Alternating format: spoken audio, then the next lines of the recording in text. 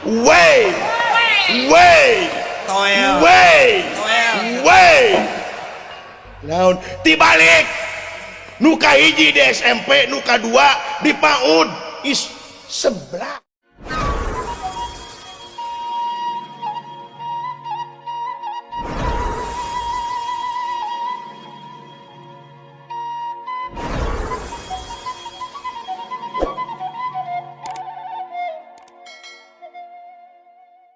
Oh, alhamdulillah.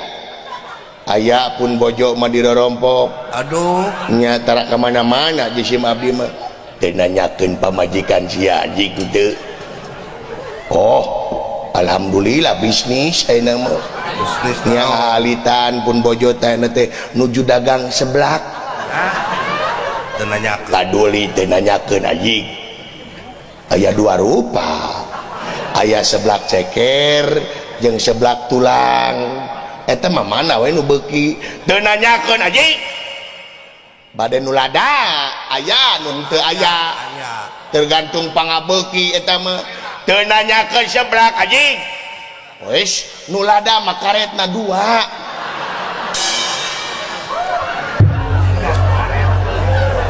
Anu teu lada karetna hiji.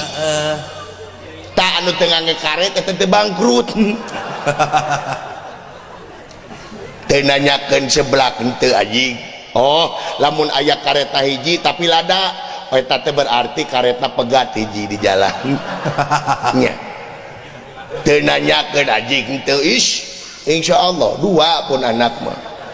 Ah, mana we ka. Teu nanyakeun Haji dua pun anak mah. Lalaki jeung awewe. Nu pangageungna lalaki sakolana di PAUD. Nu kadua awewe sakolana di SMP. Dibalik atuh. Jabat ti budeuk teh gelo Haji. Dibalik Haji. Wey.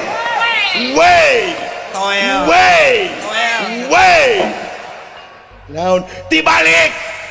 Nuka hiji di SMP, nuka dua di PAUD is seblak. Aduh Haji. Kadu seblak deui si eta mah aduh. Kumaha we Haji, kumaha Haji. Gara rambut. Diuk Haji diuk.